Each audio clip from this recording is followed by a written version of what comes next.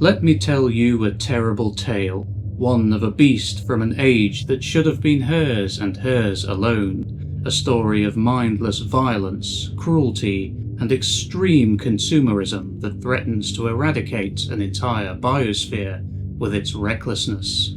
This is Flesh. This is the story of Old One-Eye. Our story begins in the murky, prehistoric past, 65 million years ago. We see all the different types of creatures you'd expect to find in this time period, various dinosaurs, pterosaurs, gigantic crocodiles, etc. But alongside them, we also see cowboys, futuristic cowboys from the 23rd century.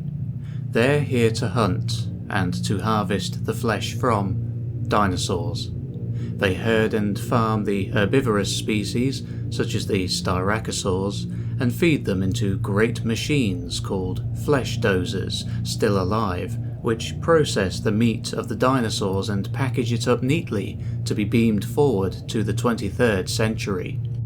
Humanity in the 23rd century is forced to subsist on synthetic, lab-grown foods that try and fail to imitate real meat.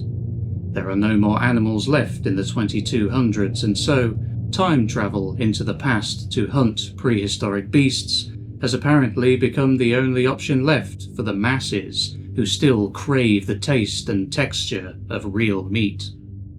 The herbivores are being hunted and farmed to such an obscene extent that it has begun to cause problems for the carnivorous species who, due to human activity, no longer have any herbivores to hunt, and as such are beginning to go crazy and become far more aggressive from starvation. It is at this point that these carnivores, the majority of whom are tyrannosaurs that hunt in packs in this storyline, turn their attention to the invading humans, and a dinosaur war breaks out. Flesh is a story that spanned 4 decades, beginning in the very first issue of the British science fiction magazine 2000 AD, who most of you will know as the home of Judge Dredd. The story began in 1977 in the magazine's very first issue and concluded in 2016, with various breaks throughout the years. The series was created by Pat Mills, the godfather of British comics, and is an excellent example of the kind of straightforward, pulpy fare that made 2000 AD such a success. I've read book 1 so far, and I enjoyed it very much. It isn't the most cerebral story I've ever come across, but it doesn't need to be. It's a gory, fun tale about cowboys and vengeance-seeking dinosaurs. It takes a satirical approach to themes of corporate greed and the effects of human activity on the environment in the comical and heavy-handed fashion characteristic of 2000 AD. And the artwork is wonderful, just brilliant, exactly the kind of art style I enjoy the most, so richly detailed and painstakingly inked, the best kind of comic book art that there is, the kind that gives you carpal tunnel just by looking at it. Humanity is depicted as being cartoonishly greedy in Flesh, but that works here. It's 2000 AD, after all. They're also depicted as being incredibly callous in their attitude toward the dinosaurs, and not just the cowboys who are hunting them, or the corporation, Trans Time Corporation, that is at the helm of this bloody operation. It seems that most people in this story just hate dinosaurs. They're not even indifferent to them, they actively despise them. We even see this unpleasant attitude in the children of this story. This spoiled little brat here is named Orville, and apparently he'd rather be spending his time holiday, these are a thing in the age of time travel, on the moon, and not here where he can see real dinosaurs.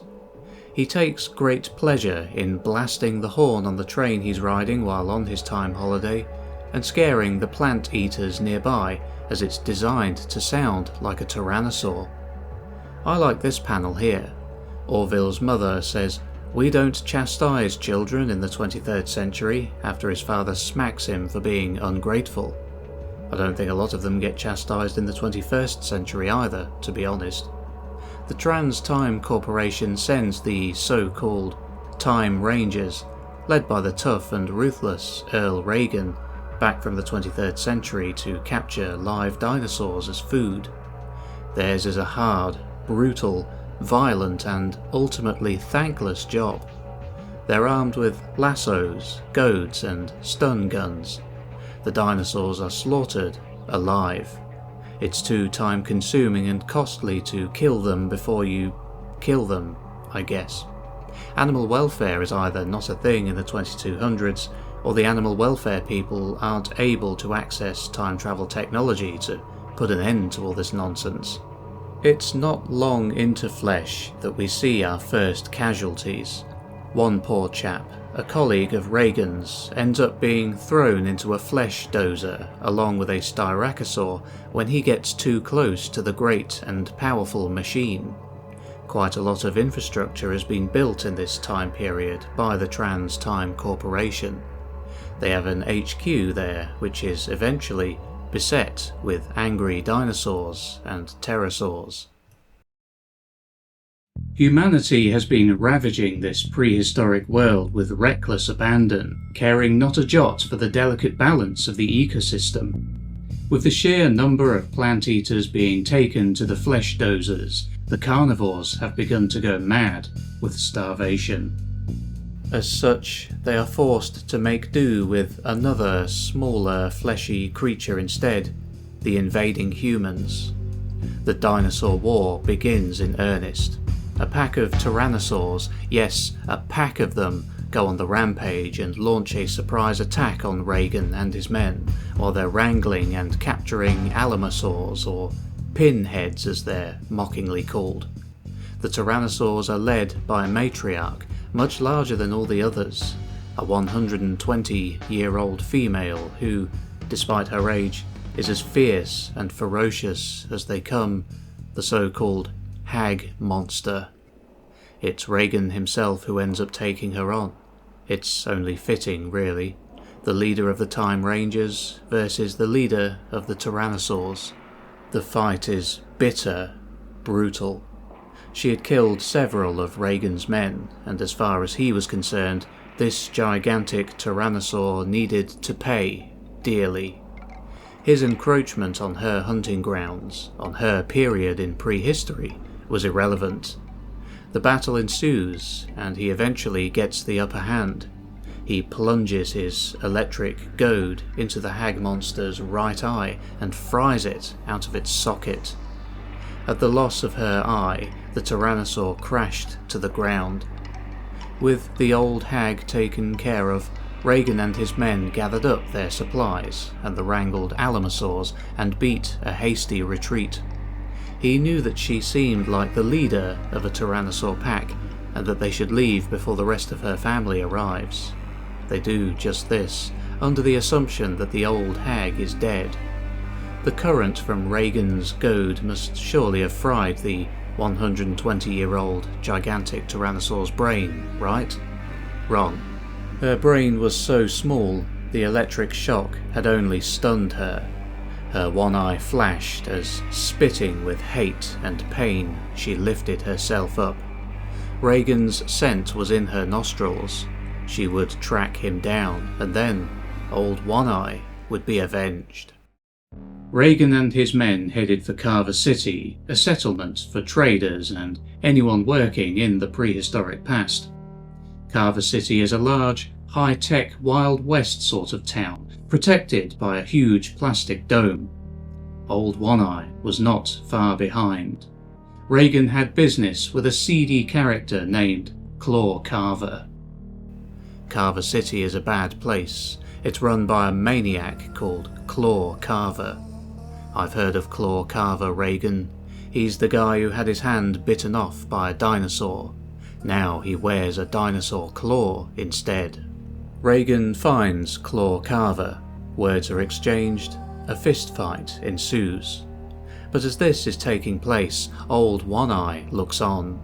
She had Reagan's scent, and she's tracked him down. She's not alone, however. The protective dome over Carver City is destroyed. Chaos.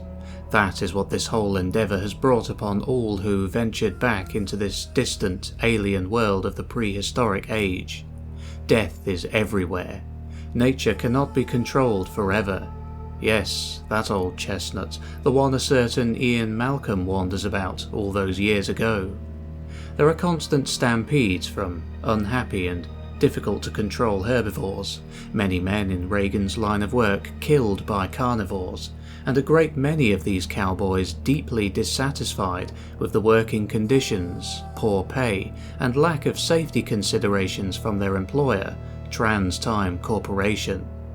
The cowboys are deemed expendable in the name of harvesting the flesh of the dinosaurs, their deaths a perfectly acceptable risk, mere collateral damage. Their unwillingness to die for the corporation is punished, naturally, by death. Also, did I mention the giant spiders? Yes, there are also giant bloodthirsty spiders that had been living underneath the Flesh Dozers and feeding on the blood of the slaughtered dinosaurs. They had grown to massive sizes from the blood that trickled down into the ground below, and when everything had gone south and there were no more dinos being slaughtered, they emerged from beneath the machines looking for food. Nature pushes back, yet again, in unpredictable ways. This fellow here is taken by surprise by one while enjoying the classic 20th century movie, Jaws. A giant spider emerges from the ground behind him. This is a good panel. The Jaws! No, the Jaws! Ah yes, who could forget that classic line? I think it was Quint who said that, wasn't it? Old One Eye is injured again in battle with the humans, this time for a gland she possesses that can counter venom bites, something Reagan needs for his friend and colleague, Joe Brontowski. The humans and the carnivores clash again and again across the pages of Flesh. Eventually, Reagan attempts to escape back to the 23rd century, and the Tyrannosaur manages to cling onto his shuttle as the time beam hits, and this is the result. A fly-esque monstrosity, a combination of 3 fleeing men and a Tyrannosaur.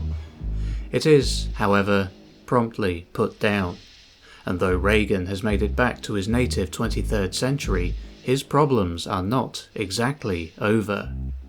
You were one of the leaders, Reagan, so you must take a share of the blame. You'll face the judgment machine. A long prison sentence is the result. The corporation needed a scapegoat, and they found one in Reagan.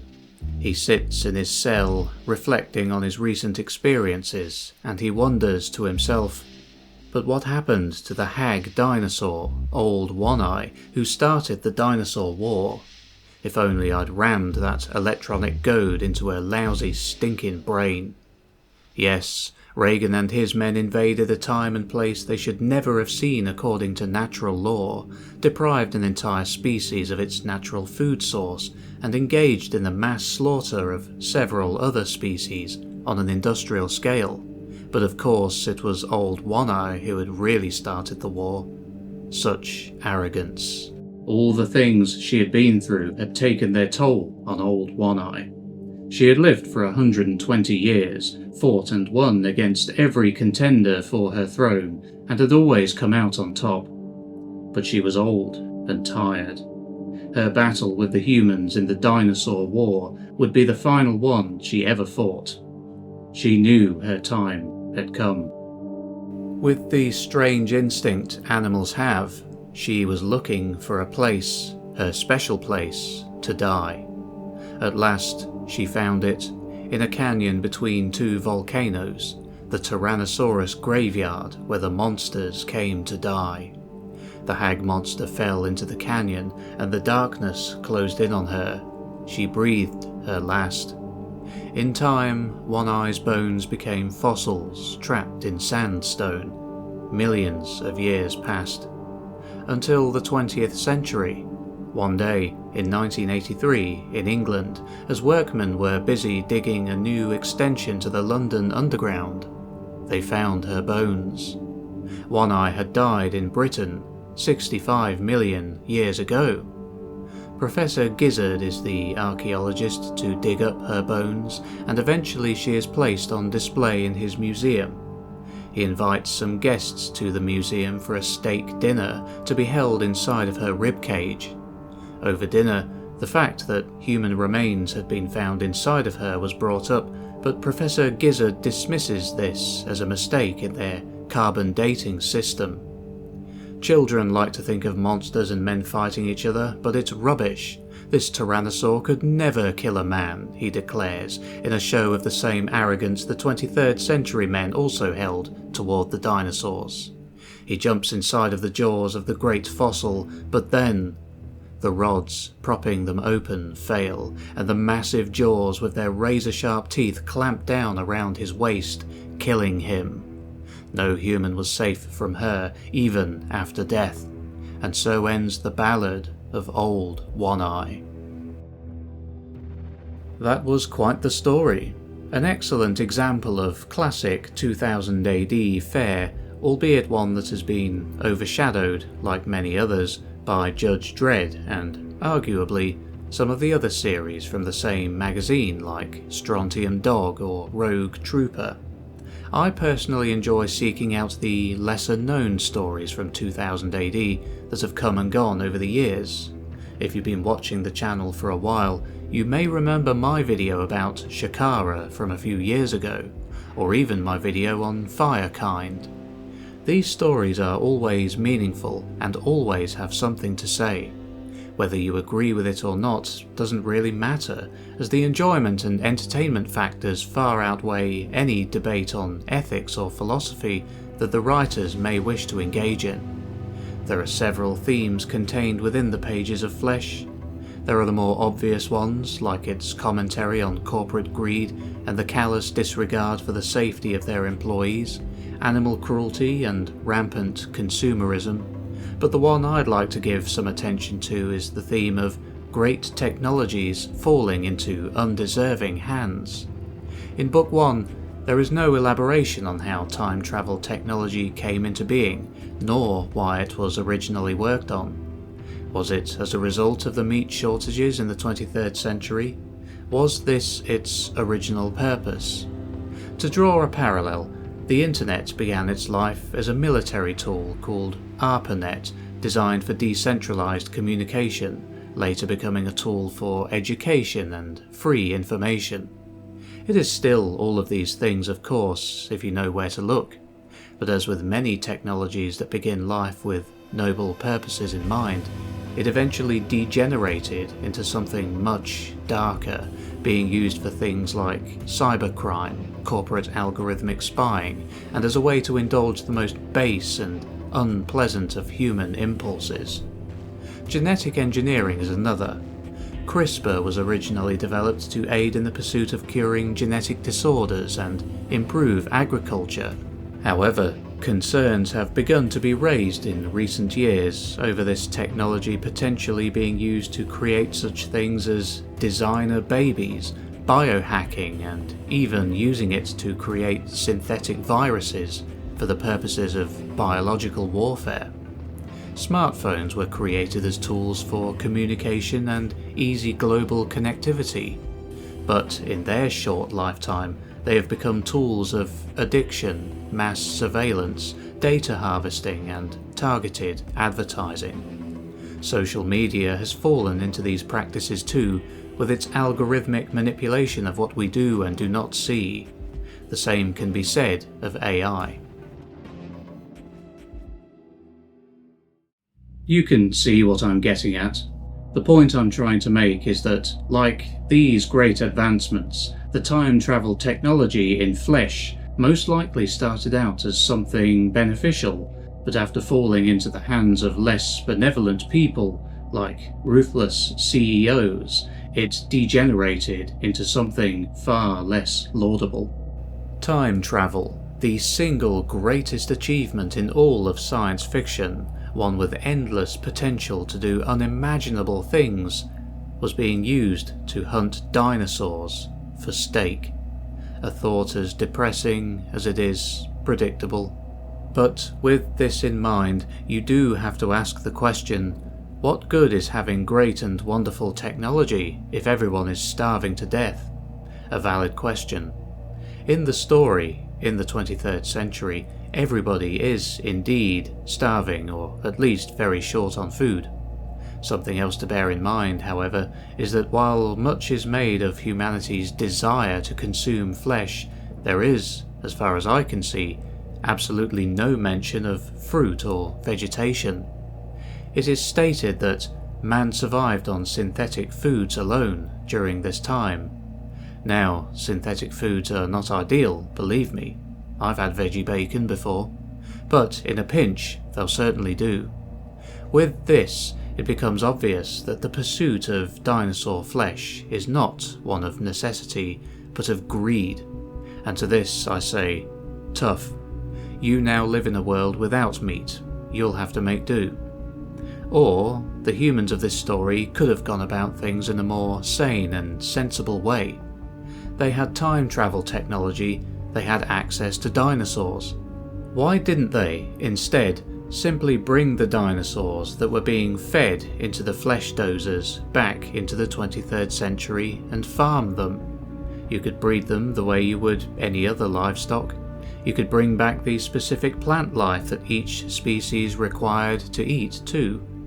This would have been entirely possible with the technology they had available to them, and it would not have ruined life for the plant eaters and the carnivores like Old One-Eye too. But they did not take this course of action. They behaved as barbarians instead, mindless consumers with access to technologies they simply should not have been trusted with. The true blame lies with the decision makers, of course, who throughout the ages, more often than not, have been intent on doing things in the most idiotic way possible. It would seem that in the 23rd century, not much had really changed in that regard. Now, I did make a point of not looking up any interviews or anything where the writer, Pat Mills, talks about flesh, as I wanted this video to be comprised of my thoughts and my thoughts alone, and doubtless you have your own thoughts on the story too. I've only read book 1 so far, but having glanced through the pages of book 2, which is contained within this hardback collection, it certainly looks like the story is going to be venturing into some very strange new territory. I may do a video on book 2 one day, if there's anything new that I can say about it. And that's it for this video. I hope you found it enjoyable. Before I go, I'd like to let you all know that I do have a Patreon linked in the description where you can support the channel. Every penny helps to keep the channel going, and I'd be very grateful if you could sign up. Thank you very much for watching. This has been the BewareCast, and I'll see you on Monday for my usual live stream, or on Friday for the next video. Take care.